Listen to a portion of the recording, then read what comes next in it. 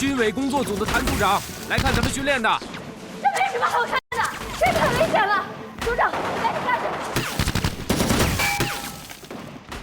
音乐。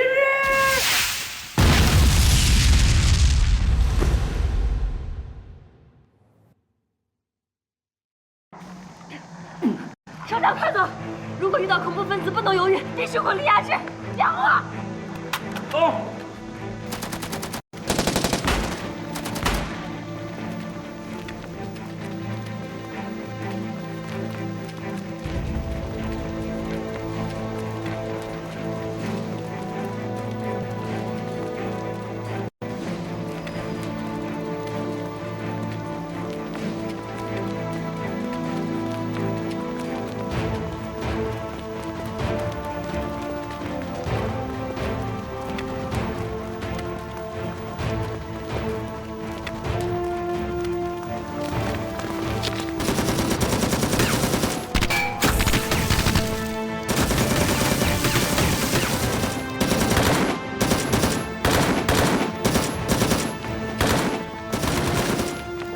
这帮家伙打红眼了！红衣，洪副旅长，我是郝建国参谋长。叫你的人手下悠着点儿。我现在正带领军委工作组的谭组长过来看看咱们训练。你们已经把我们压制住了。我在空中指挥呢，让彭继海跟你说吧。你知道我们外星人的厉害了吧？不过我现在也没有办法制止他们，你们就先躲开免灾吧。哼，这帮人打起来就六亲不认。李龙，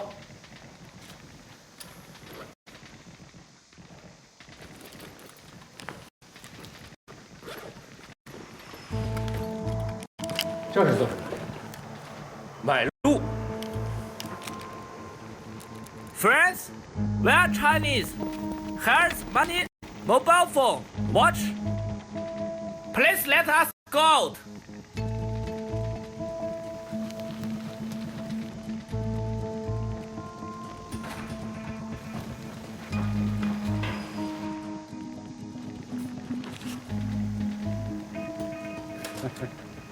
OK， 上帝保佑你们，你们可以走了。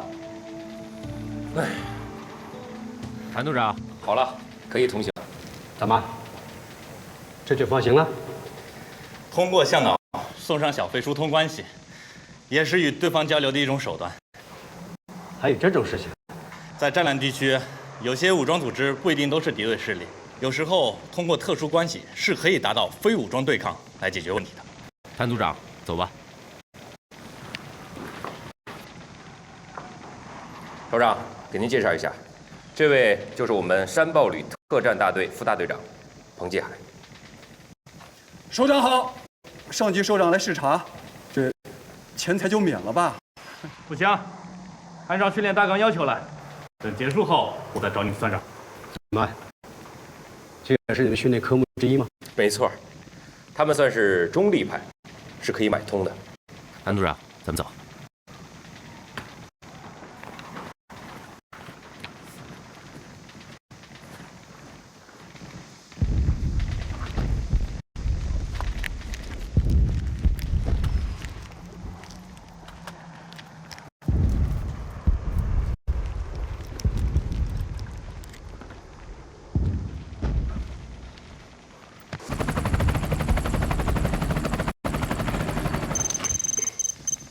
洪副局长，洪副局长，你带首长到3号指挥所休息，沈参谋长马上就赶到。明白，3号指挥所。郝参谋长，洪副局长说沈参谋长一会儿到3号指挥所，让我们在那里会合。好，我们赶回去。首长，这天儿太热了，咱们换个地方聊聊。嗯，好啊，走。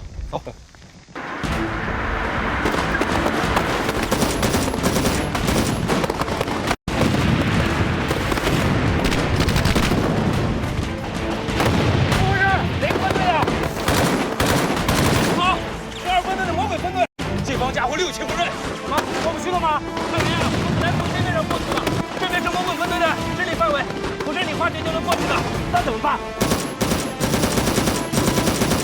好，参谋长，我们从地下管线绕过去。好，走，掩护，走。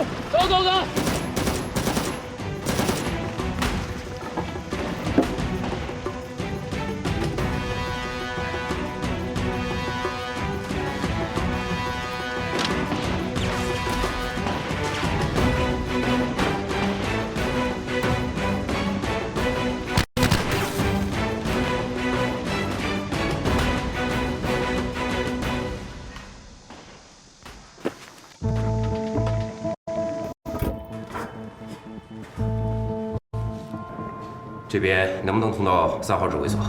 侯班长，把地下官网的资料调出来看看。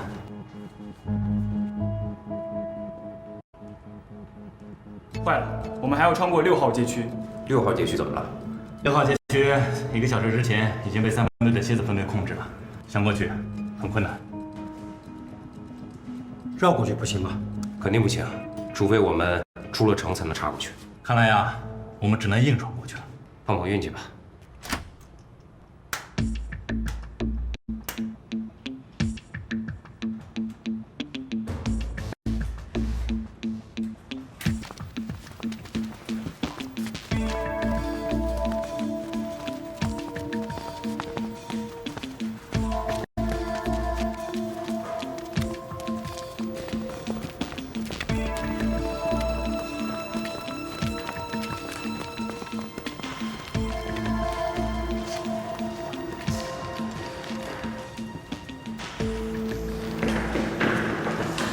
首长，现在城市作战和过去的城市巷战有所不同。哦，说说看。现在城市作战的战场一般可分为5个层面：街面和街区，也就是地面部分；地下部分就是我们现在四通八达的地下管线走廊；大城市还有地下交通网。街面以上是楼层、院落，包括商业街、办公楼和居民住宅楼。这些楼宇建筑结构格局复杂，攻守双方都可以利用。还有就是顶层和城市上空，这样的战场形态构成了复杂多样的攻防阵地和火力点，重装备很难施展。这就要求我们必须对城市的规划、对建筑的结构有相当的了解，战法、战术和心理攻势，那都与过去的阵地战不一样。还要考虑普通老百姓的生命财产安全啊。没错。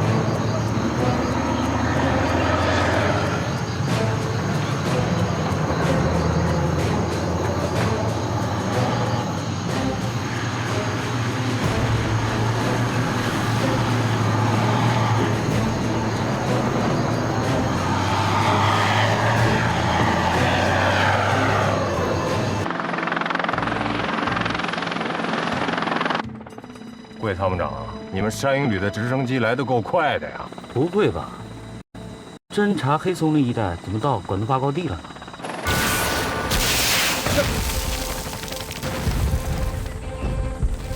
不好，山豹旅要攻占管东坝高地。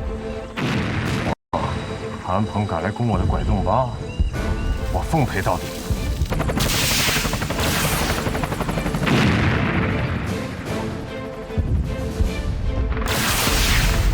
局长，指挥部有命令。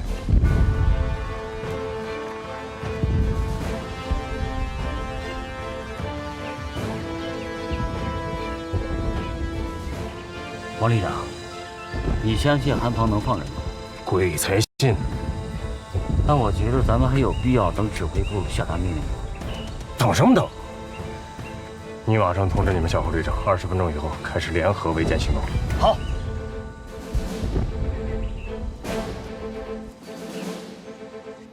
韩旅长，你为什么拒不执行前副总指挥放人的命令呢？我又没关押你，又没扣留你，你现在不是还是自由的身份，可以随便采访吗？那你完全可以把事实真相告诉前副总指挥。你没有国家专家组成员，他们的安全是可靠的。我跟您说实话吧，我要不是看见您是军界的老记者，我就把您给扣押起来了。扣押我？扣押你啊，省着你在这搅局啊！我早就看出来了，在这场演习中，真正搅局的人就是你韩鹏，是吗？你看出来了？我这一点都看不出来，还有什么资格当首席记者？我跟您说实话吧，我之所以拒不执行前副总指挥的命令，因为啊，他现在已经不是一个公正的裁判者和指挥者了。他呢，跟我们一样，已经是第四方了，也是一个搅局者。你是说，前副总指挥也在搅局？没错啊，只是他自己不知道，还在以副总指挥的身份下命令呢。其实他已经是搅局者了。哎，专家在这儿呢，你也可以听听专家的意见，好吧？刘所长，你来谈谈。朱轩同志，我以一名军事专家的名义说几句实话。勇士行动演习最大的看点，就在于有第三方介入，由一方杀出来搅局，这就是山豹旅的出现。而且随着演习的深入和演变，演习已经由原来的表演式的演习，转变为正常的自主对抗了。这正是我们想看到的，也是贴近实战的训练方法。但有人还是想把它拉回到演戏和走过场的时代。韩旅长说的没错，本来这场演习从山豹旅的搅局开始，到我们加盟山豹旅，已经造成了一个专家组被不明身份武装组织扣押的局面，由此引发海啸突击旅和山鹰旅联合搜救行动的展开。红蓝双方是否能成功联合行动，都有哪些动作，是否能营救成功，而山豹旅又将如何采取措施与之对抗，已构成了相当好看的戏剧旋律。战争的真实性就在于它的结局往往出人意料，而我们希望训练贴近实战，就不应该让胜负轻而易举地呈现。现在的局面就是由这3支蓝军部队在自主对抗中自然形成的，双方或是3方的交战事态已经确立，就等开战了。而前副总指挥左一个指示右一个命令，还让不让部队自主对抗？3方对抗，《三国演义》，这是多好看的一出戏啊！导演却非要跳出来自己出演，他不是搅局是什么？我看韩旅长拒绝执行前副总指挥的所谓命令，正是反第四方介入的措施。你不懂作战，就不要再掺和了。可我已经成为被你们扣押的人质之一了。朱记者啊，那既然这样，你呢就跟我们一起把这场戏给演下去。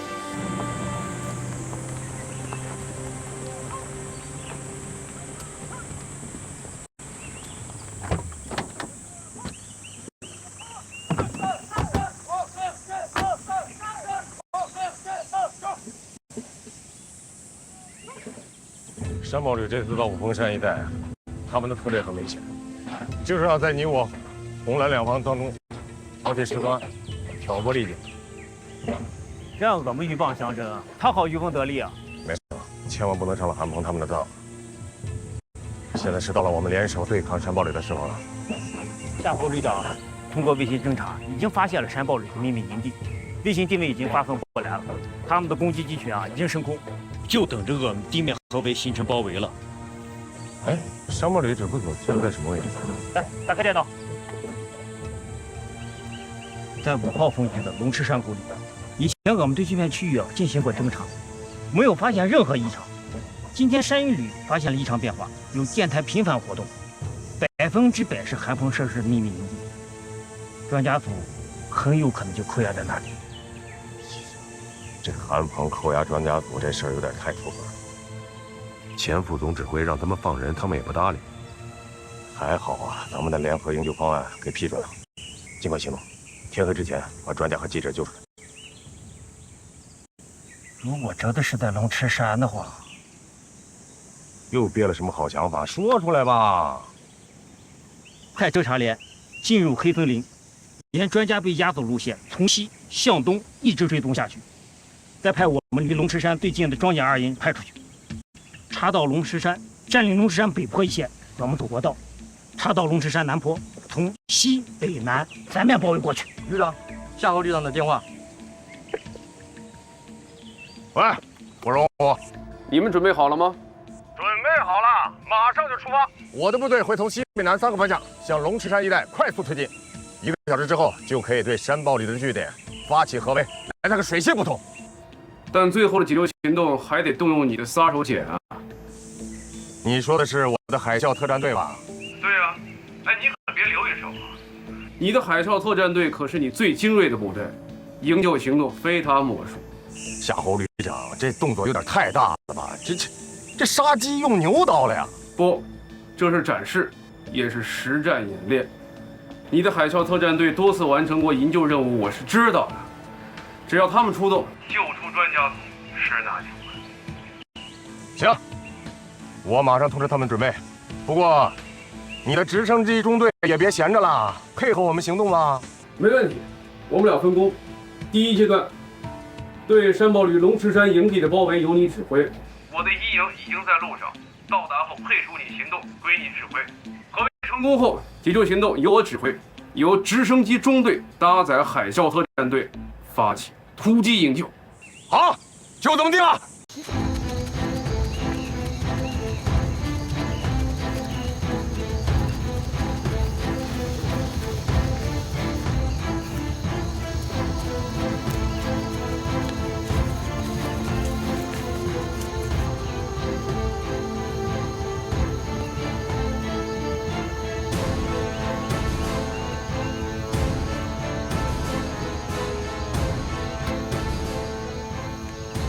梁山1号，我们已到达北坡山顶，已看到山豹旅营地。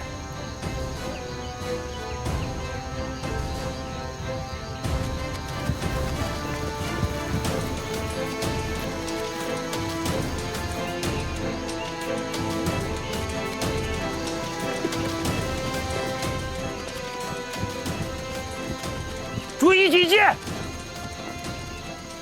专家同志，我们是前来营救你们的红蓝军联合搜救队，请你马上跟我上直升机。我们不需要任何营救，我要把演习进行到底。红蓝军的营救行动就是演习科目中的一项。我们已经加盟山豹旅，是你们的对手，要走，最好把我们当做你们的俘虏带走。什么？你们加入山豹旅了？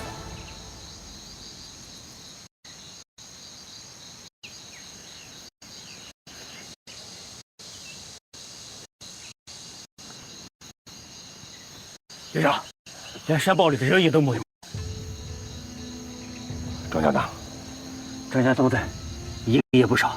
但是他们说，他们不是人质，他们山豹旅的成员，可以当俘虏带走。什么乱七八糟的？不行，马上组织专家们登记撤离，还有扩大搜索范围。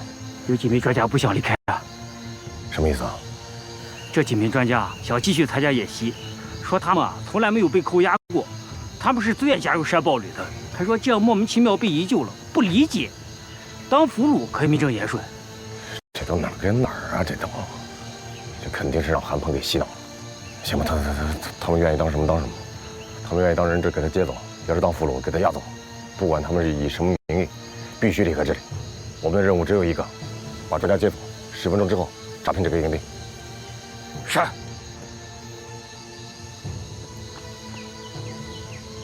专家同志，我们同意你们的要求。那我们就当俘虏好了。刘所长，你是俄军的高级军事专家，怎么可以当俘虏呢？我们要是当了俘虏，山豹里的人就会来营救我们，演习就可以继续下去，难道不是吗？原来你们是这么想的，好吧，那就先把你们押走再说。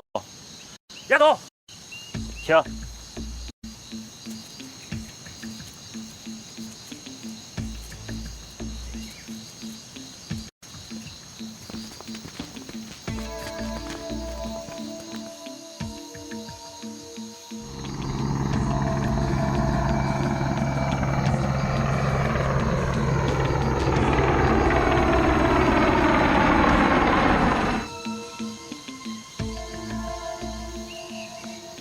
前副总指挥，我是海啸突击旅旅长王虎。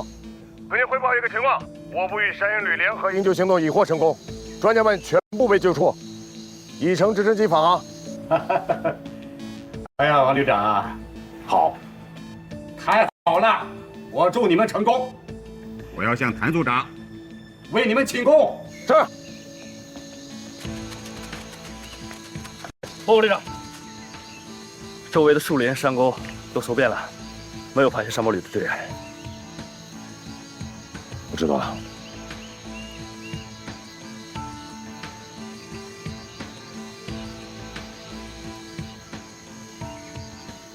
小侯旅长，我是王虎，专家已经全部救出，但是没有发现山豹里的任何一个人，这是怎么回事啊？我已把龙池谷严密包围，韩鹏他绝对跑不出去。好。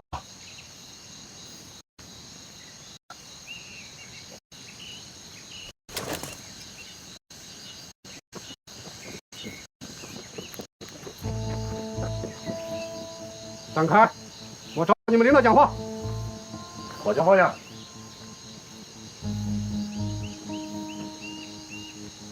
您是哪个单位的？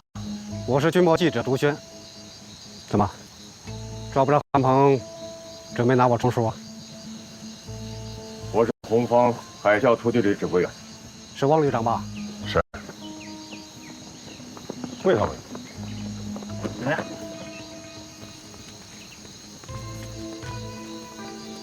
韩鹏跑了，哼，早开拔了，早开拔了。您怎么不和专家一起走？来这儿干什么？我在等你们。等我们？对，韩鹏旅长委托我交给你们一封信。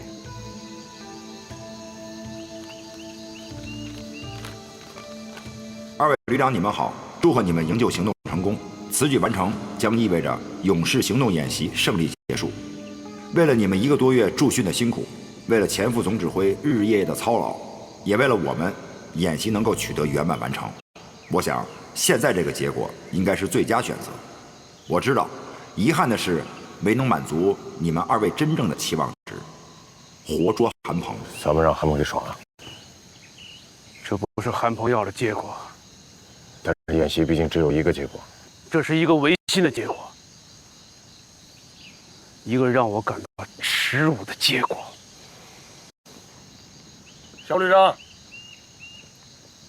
夏侯旅长，好。夏侯旅长说的对啊，这不是唯一的结果，还会有什么结果？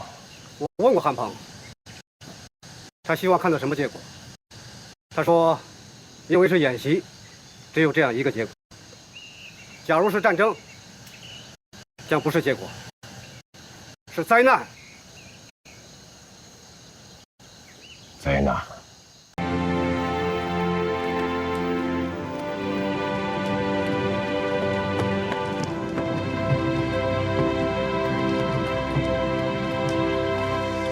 啊，这政委什么时候回来啊？我估计现在啊，已经让记者给吃了。按理说这事儿啊，应该是你去的，结果你又把政委给推出去了。擦屁股的活啊，他比我有办法。但有一点啊，无论多晚，咱们都等他回来。对呀，那我就准备夜航了。好，大部队已经上高速了，预计明天中午到家。拿点茶喝。哎，刚才前副总指挥说，这次演习是以红军成功解救军事训练专家组为胜利而结束的。但是，参加这次演习的专家组成员认为，演习并没有结束，他们希望继续下去。请问前副总指挥，您是怎么看的？为了使这次演习更加真实我们遵照上级首长的指示，在演习过程当中对演习预案进行了适当的、灵活的调整。在此，我代表上级首长十分感谢各位专家能参加到这场演习过程当中，并给予热情的配合。这个结果也是我们想定的结果。因此，在达到预期效果后，演习必将结束。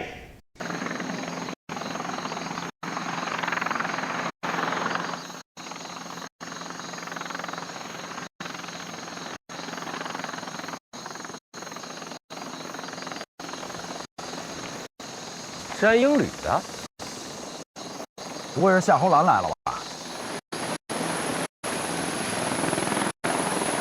哎，他可一直想见你呢。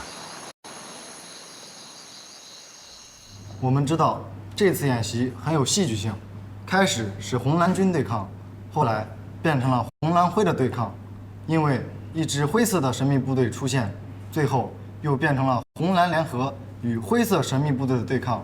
这支部队就是中国陆军山豹旅，而我感兴趣的是，希望能够采访到山豹旅的韩鹏旅长，希望他谈谈为什么要在这次演习中扮演一名搅局者的角色。好，这个问题我们请山豹旅童飞政委回答吧。韩鹏旅长没有来，我今天替他回答你的问题。这次勇士行动军演是一次别开生面的演习。参加这次演习的3支部队是我军非常有代表性的3支专业化蓝军。由于我们的军种不同，所以我们的专业科目和专业特长都有所不同。作为陆军专业化蓝军的山豹旅，我们参加演习的目的只有一个，就是展示我们平时训练的成果，展示我们作为假想敌的特点和特色。专业化蓝军追求的是如何促使红军部队提高训练水平，以达到最终在战场上的胜利，而不是演习场上的胜利。因此，搅局是我们蓝军部队常态化战术和任务之一。韩鹏旅长认为这次演习的预定目标已经达到了，他觉得可以回家了。部队要撤离，事无巨细都离不开旅长，所以今天我来代表他向媒体以及关心中国蓝军部队建设的朋友们表示感谢。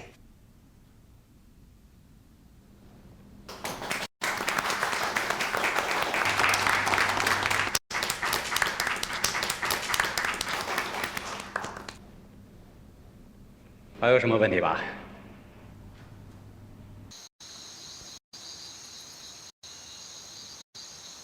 久违了，韩旅长。我们可是从来都没见过面呀。可你的一切都在我的眼前。行吧，行。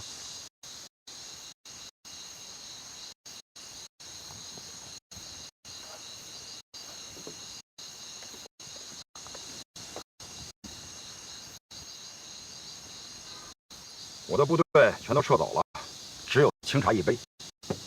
一杯清茶至暮年，我求的就是清茶一杯。不去参加庆贺胜利的新闻发布会，却到败军之将门前讨水喝，为何呀？不仅讨水，还要讨伐。这火气可不小啊！啊，行吧。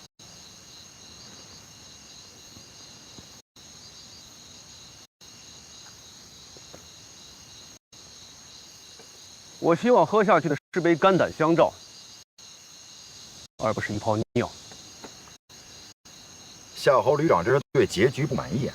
你在羞辱我，你不但在羞辱我，你还在羞辱解放军，你在亵渎军人这一神圣职业。在此之前，你玩的所有花招和诡计，聪明的也好，拙劣的也罢，我认为你都是有良心的，是在尽一名专业蓝军部队指挥官的责任。在你最后这一幕的表现，绝不是以正直的军人所为。我们在这里驻军1个月，就是期待着你的出现，期待着我们有机会能在一起切磋新战术、研究新课题，能在一起探索蓝军建设大计。你却把一场好戏给弄个狗尾续貂、佛头着粪，你这不是在耍我们玩吗？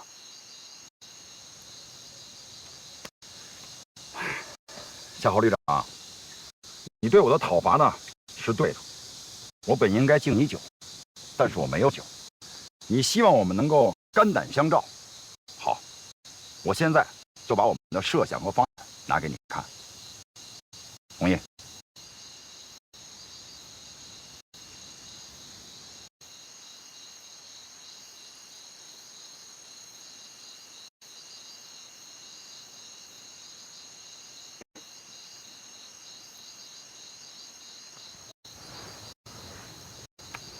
是这样，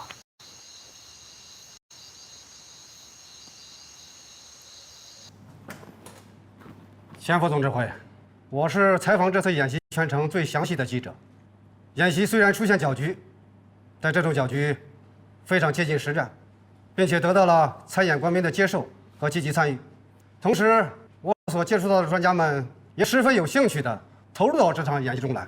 但最后的结果让我感到很失望，也很尴尬。老朱啊，你不应该提出这样没水平的问题吧？前副总指挥，我想回答一下朱记者的问题。行，现在请红军代表王旅长可以谈谈，看看他们是怎么夺取胜利的。在这次演习中，我们红军完成了营救任务，表面上看是我们胜利了。就像这篇新闻通稿中所说的，在我们红军严密组织、科学指挥下，海军、空军紧密配合，一举攻克了蓝军的秘密营地，安全解救出5名专家和3名记者，并且迅速转移至安全区域。但是我很清楚，我们红军的这次胜利，其实是蓝军拱手相送的。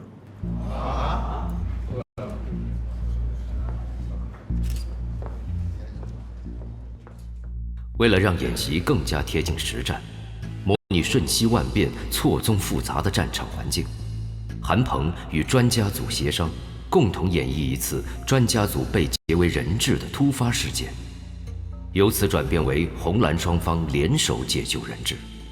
而能否营救成功，也不设既定结局，与山豹旅形成3方混战态势。但这一计划被前副总指挥坚决否定。韩鹏为此与前副总指挥闹翻。原来是这样，但不管怎么说啊，夏侯旅长，今天你对我的讨伐，我还是觉得挺痛快的。你这是什么意思？不管怎么说，总有人讨伐我吧，总有人让我感觉到做这件事情我是昧着良心的。你要是把这个局搅到底，又能怎么样？那我恐怕该出局了。没想到你韩鹏也有低头的时候。那在你心里边，我韩鹏应该是一个什么样的人呢？很闷骚，很时尚，天马行空，敢唱主角，处处敢于大胆亮剑的种。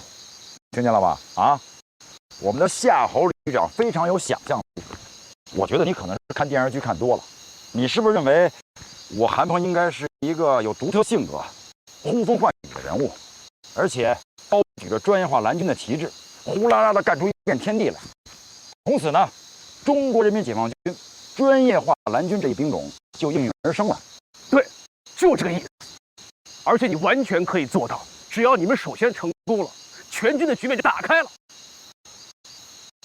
我和王虎旅长都是这个意思。那这么说，我让你失望了。失望，很失望。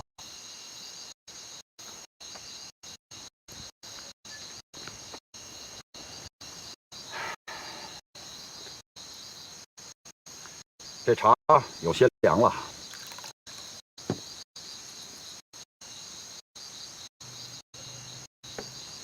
不但凉了，而且淡了。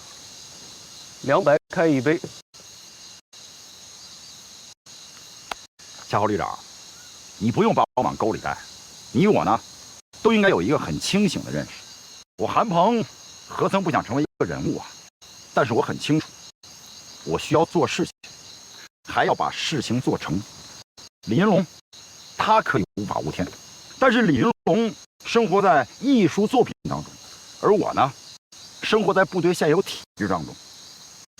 我想把蓝军的事业推动起来，靠我一个人肯定不成，我还要依靠我的政委，我的洪副旅长、郝建国参谋长以及山豹旅所有的人。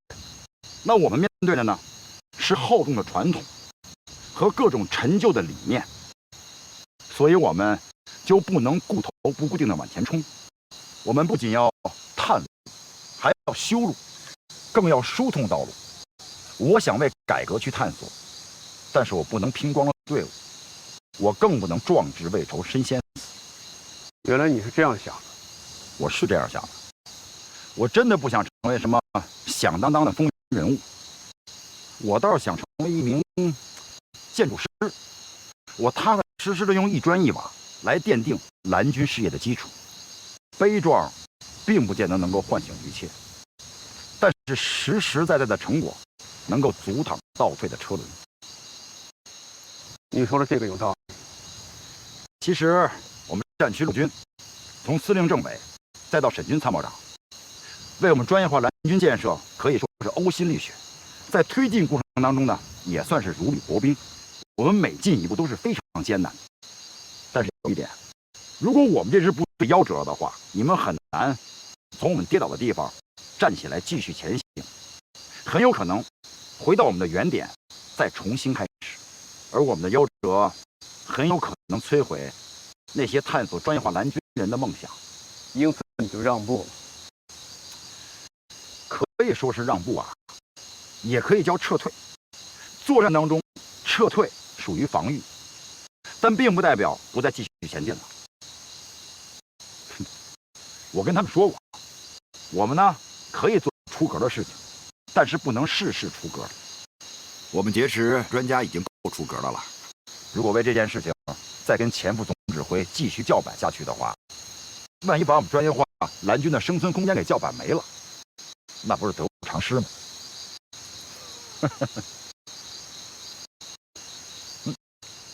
中国军队正面临着从军事大国向军事强国的转型。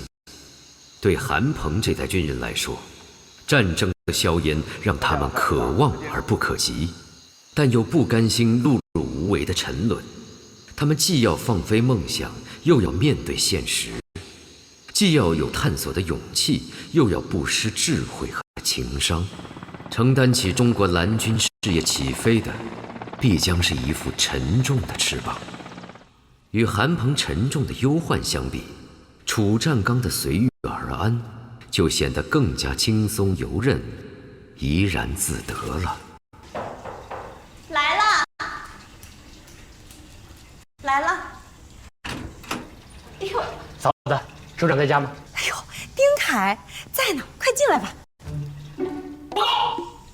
进来。参谋长。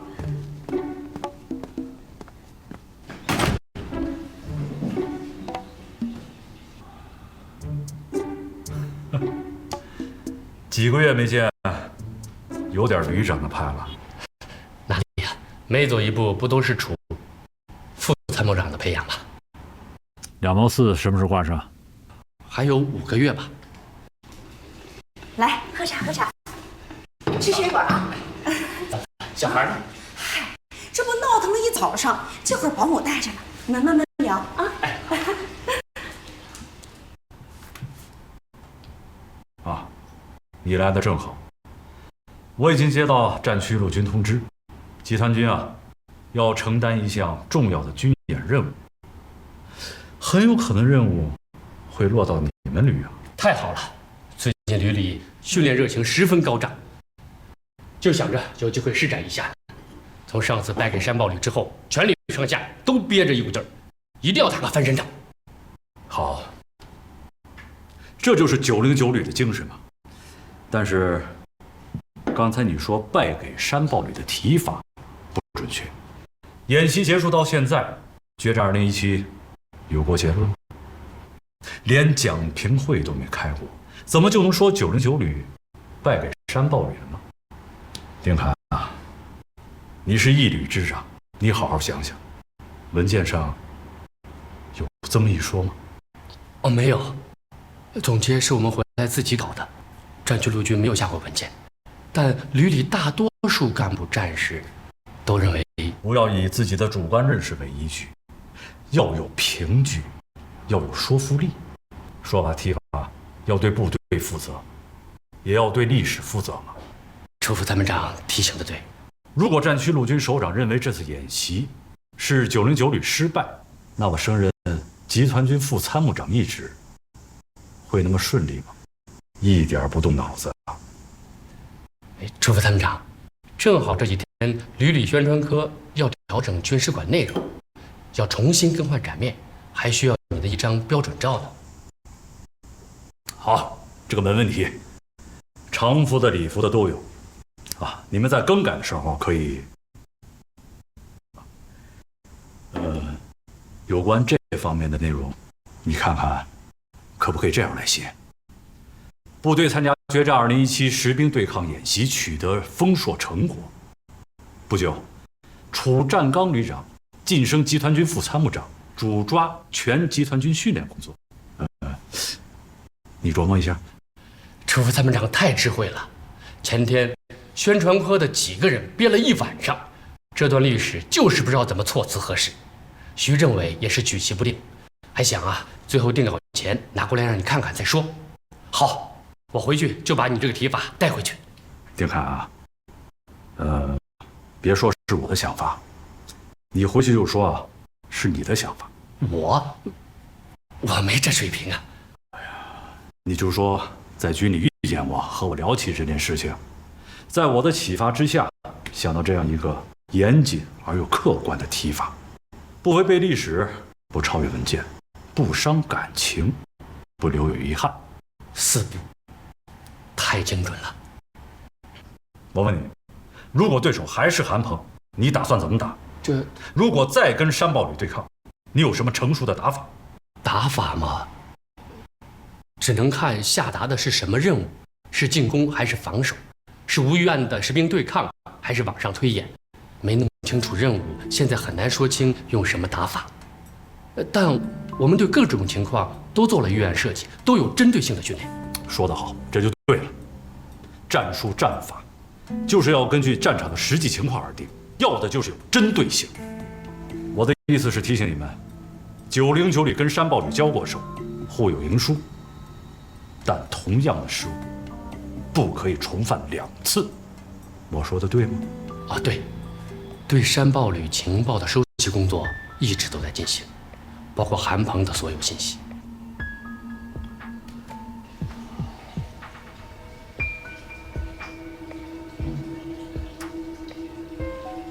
重视对山豹旅的战法研究，对我们909旅很重要。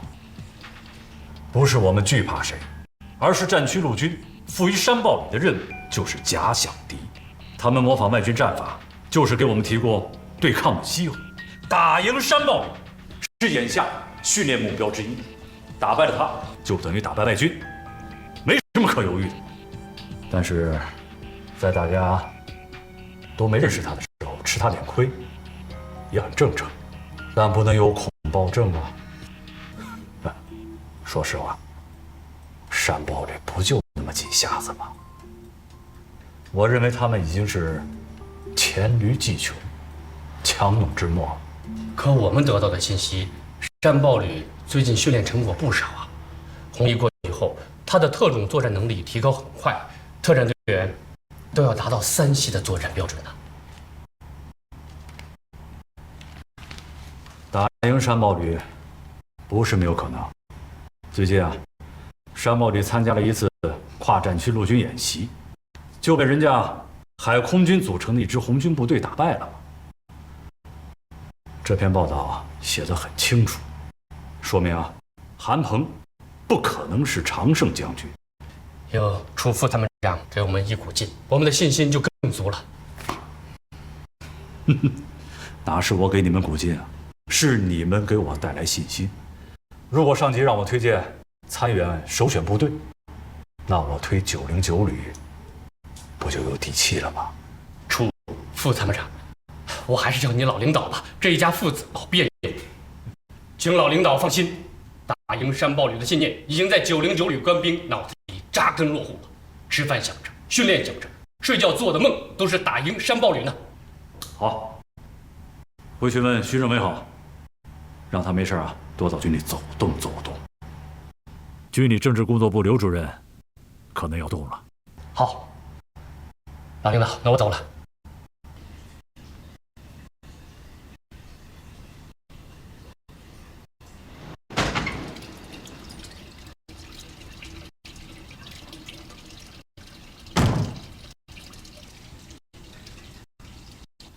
老领导，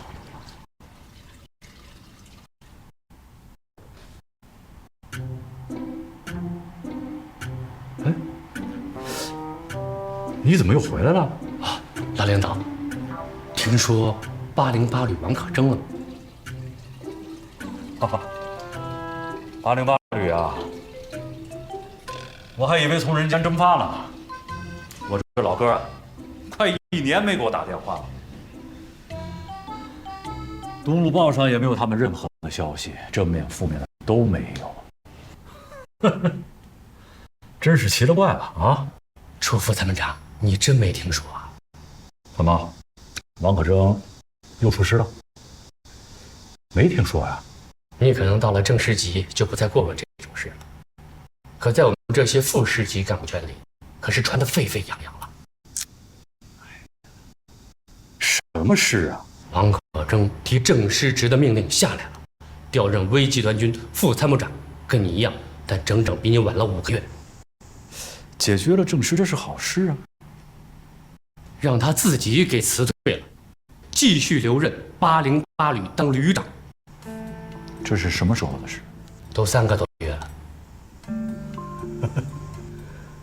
不可能，绝对不可能。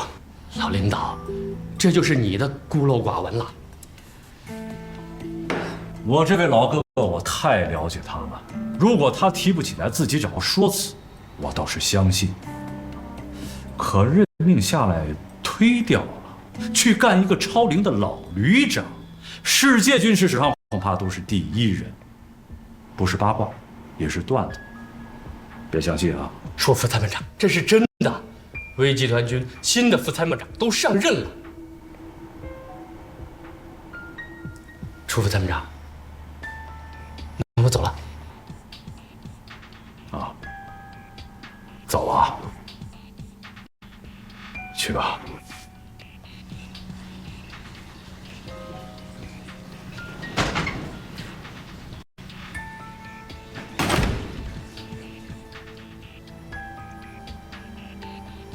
张刚，你怎么了？没什么。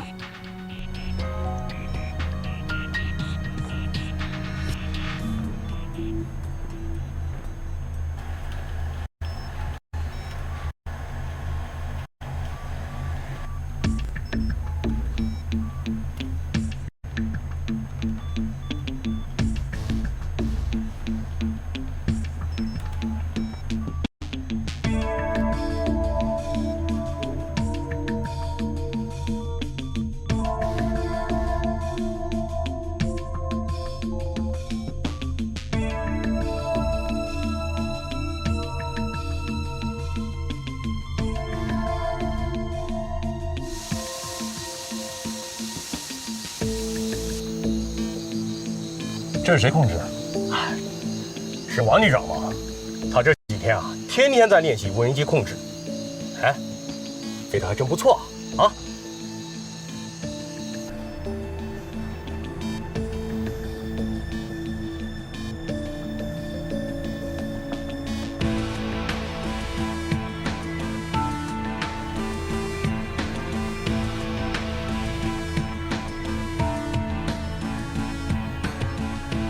这个是坦克。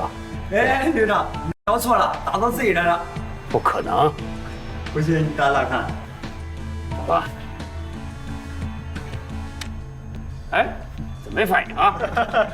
旅长，我们早把自动敌我识别系统打开了，把保险也打开了，就是防止你误操作打上自己的坦克。不行，我堂堂808旅旅长怎么能犯这种低级错误呢？再来，再来。好。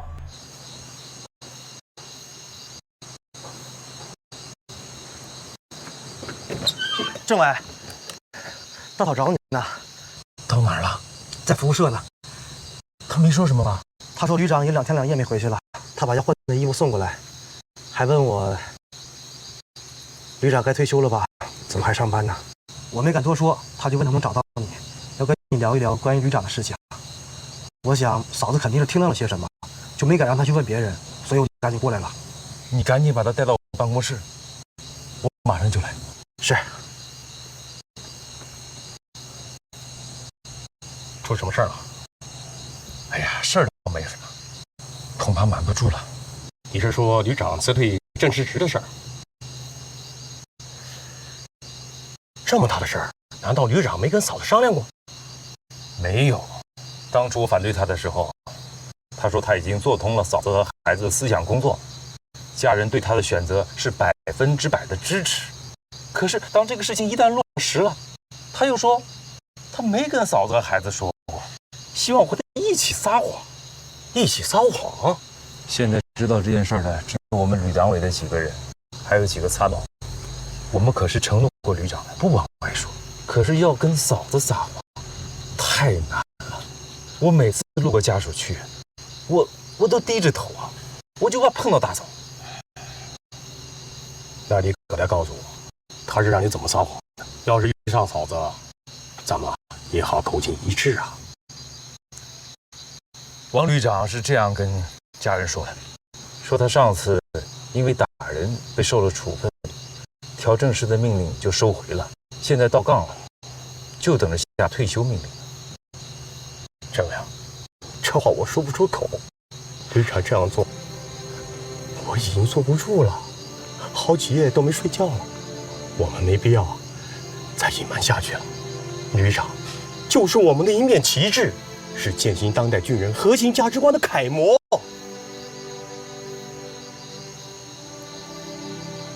参谋长，你说的很有道理。我们开展知识教育以来，现在全旅把劲儿往一处使了，计较个人得失的没了，训练不达标不退场的多了，标兵典型多了，但理想、信念、教育的榜样就在身边，我怎么就没发现呢？你们俩天天跑在一起，有些东西啊，你根本感觉不到。可是我们几个党委成员天天在想，旅长能做到，我们为什么做不到？对，旅长能做到，我们为什么做不到？太好了，这是我们旅党委一般人的凝聚力，也会成为我们全旅的动力。对。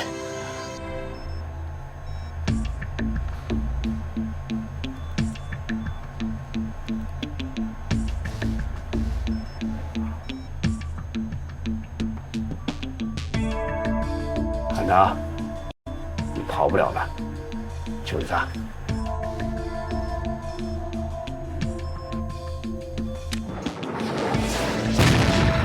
打中了，打中了！好，打中了，打中了！政委、参谋长，打中了！谁打的？旅长打的。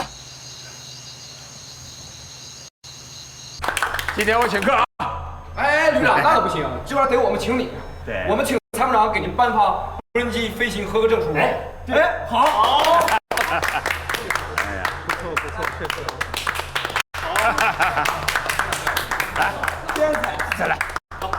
挺热闹啊！哎，政委，哎，政委，来吧。啊，还没过瘾呢。走啊！看，好，你们继续。好，你们继续啊。哎，好。什么事儿啊？嫂子那儿我可瞒不住了啊！你说什么？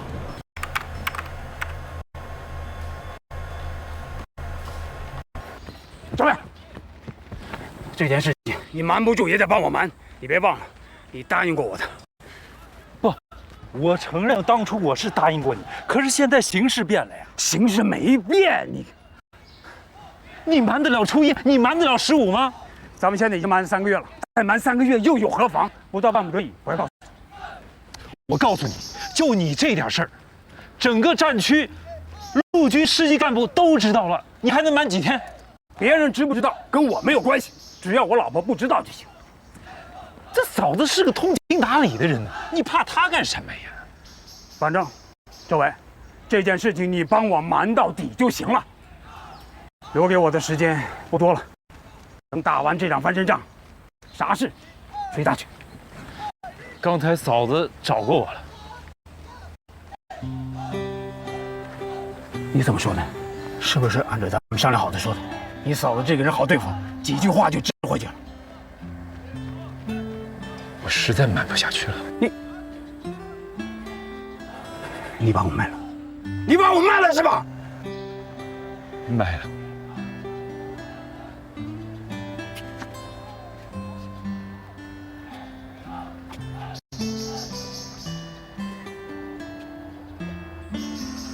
你怎么了？嫂子没说怪罪你的话呀。他能说什么呢？你嫂子从20几岁嫁给我，就来到这座军营。她随军以后，辞去公务员工作来伺候我。我跟她说，808旅就是我的家，是我生命的一部分。你嫂子说，你干就是，要么干到退休，要么干到升官。她只有一个要求。在我离开808旅那天，得再去趟海南。嫂子就这个要求？他随军以后，再也没有离开过808旅。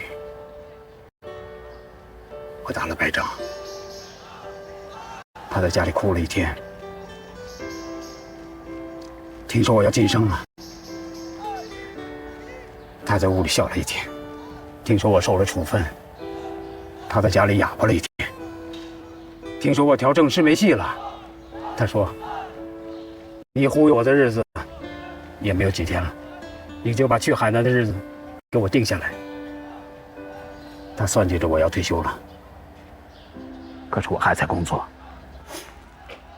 这辈子我最对不起的就是你嫂子，兄弟，我知道，我拿什么都还不清这笔账。只有打赢808旅这场翻身仗，808旅开心了，家属们开心了，我开心了，你嫂子就开心了。旅长，刚才我跟嫂子实话实说了，军副参谋长是你主动辞掉的。他怎么说？嫂子说，她愿意跟你一辈子，就是因为你是一个顶天立地的男人。各位，晚上我请司令部指挥部的10几个兄弟吃饭，叫上参谋长，咱们一块儿，好吧？我去把嫂子叫上。她现在在办公室等你呢，走吧，走。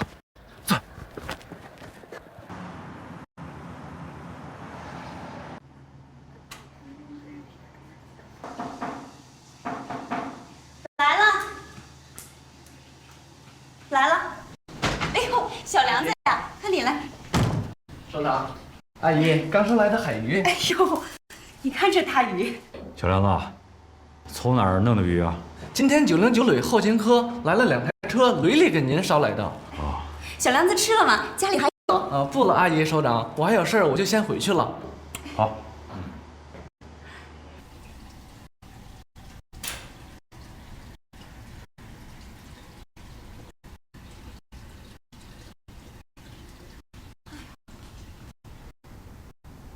来，小明。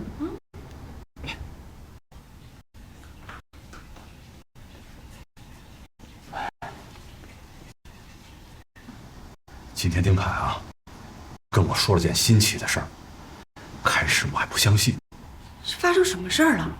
王可征辞掉副参谋长不当，继续当808旅旅长。哎，他有病吧？开始我是真的不相信，世界上傻瓜品种再多，也不会多出这么个变种吧？我给战区陆军啊打了3个电话，通过3个首长嘴里得到证实，此事千真万确。有病，这脑袋绝对是有病。哎，我说你也有病啊，没问问。我知道的太晚了。如果我在第一时间知道这件事，我无论如何都要劝说王可征不要干这种傻事儿，不要放弃。从普通一个士兵混到今天，就差这一步了，怎么就不能往前走呢？我真是搞不明白。你打个电话问问。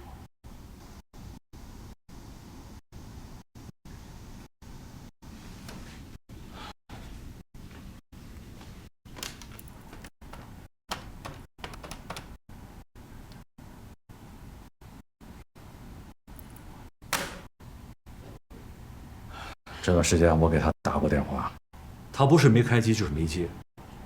我想，自从他打了败仗，情绪一直不好，又挨了处分，而且808旅内部搞得死气沉沉，肯定是他有什么难言之隐，我就没再给他打。我想等他情绪好了之后，会给我打过来。哎，结果出了这么一档子事儿。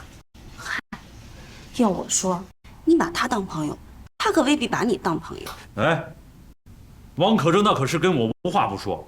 他要真把你当朋友，发生这么大的事儿，怎么不跟你说啊？而且事情都定了，也没跟你说吧？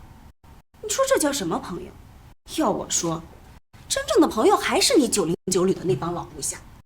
你看丁凯他们哪次到军部没有想着你，送茶叶送海产？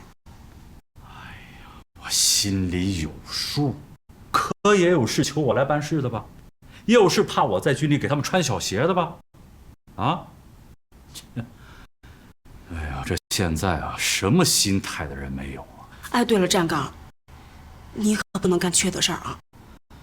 我从来不干昧良心的事儿，能帮上忙的我尽可能帮。这还差不多。挡人官运、挡人财路的事儿，我从来不干。现在军内也好，地方上也好，大家都不容易。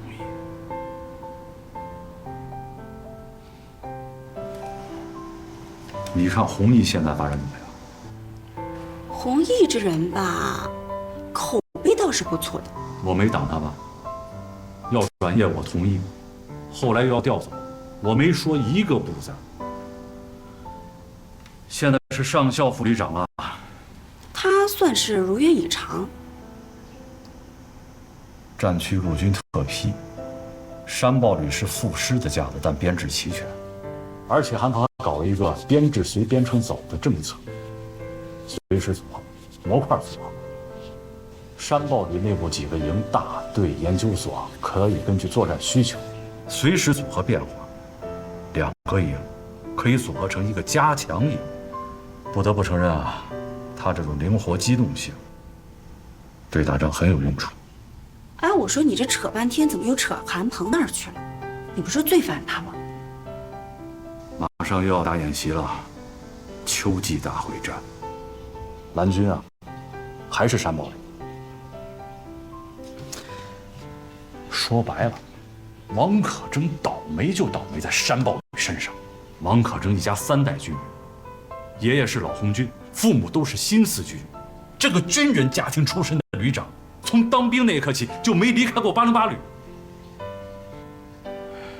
就差这一步了。他这是怎么了？一个败军之将，又挨了处分，他借机会挑上这个正师，来个咸鱼翻身，多顺理成章的事儿。不是一个已经被边缘化了的人物，多需要这样一个荣誉来证实自己的身价。这军改之后啊，正师的位置越来越少，我是真想不明白。说你是真有病，人家王可争那是自愿放弃，跟你一点关系都没有。你看你在这一晚上气不平的，啊，我都是真不明白。你是真不了解军人之间的这种感情。哎，我不理解，我嫁给你干嘛？不是，你。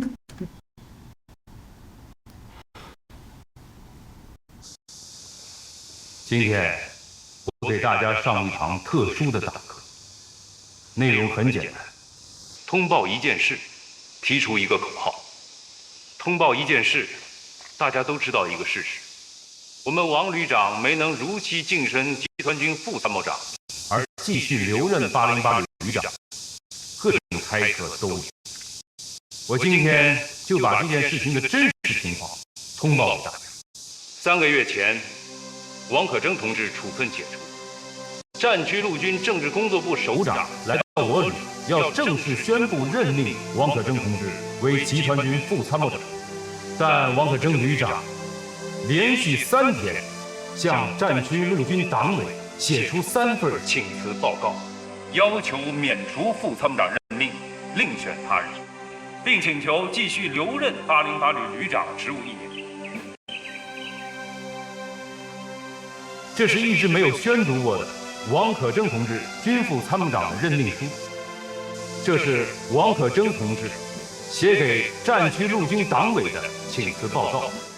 战区陆军党委和战区陆军首长在王可争同志再三请求下，终于批准了他的请求。但战区陆军首长对王可争同志这种坦荡胸襟、高风亮节给予了高度的肯定，并希望808旅党委和全体官兵向王可争同志学习他这种忠诚于党、献身使命的崇高精神。但这个宣传学习活动也在王可争同志的请求下被暂时搁置。王可争同志为什么要这样做？他为什么要放弃晋升的机会，和我们一起摸爬滚打？大家应该还记得，在立支持碑的时候，王旅长有一个表态。王旅长说：“打从今天起，我就干一件事，打翻身仗。对我自己来说，就一个要求：不辱使命；对808旅来说，不辱番号，战旗不倒。”你们说，王旅长做到了没有？当我得知王旅长在给战区陆军首长写报告请辞的时候，我劝过他，可他要求我和他一起欺上瞒下。王旅长说，不当这个军副参谋长，我是铁定了。不论是父母妻子还是全体官兵，我不想让他们知道，不要惹起什么风波，不要引起乱七八糟的质疑。我们全旅上下要集中精力，脚踏实地，搞好训练，争取打好翻身仗。最后，我问王旅长，辞去这个军副参谋长，你后悔吗？王旅长说：“我不想背着败绩离开808，更不想把黑锅留给继任旅长。如果我就这么走了，我良心上过不去。我在全集团军官兵面前永远矮一截，我当这个副参谋长有什么意思？”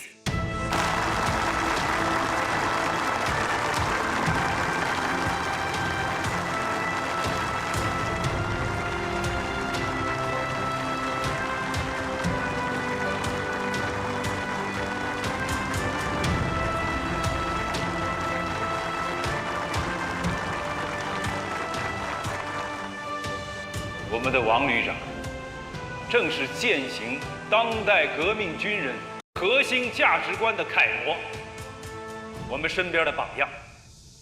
参谋长在党委会上提出一个口号，我想把这个口号推广到全旅。这个口号就是：旅长能做到，我们就能做到。旅长能做到，我们就能做到。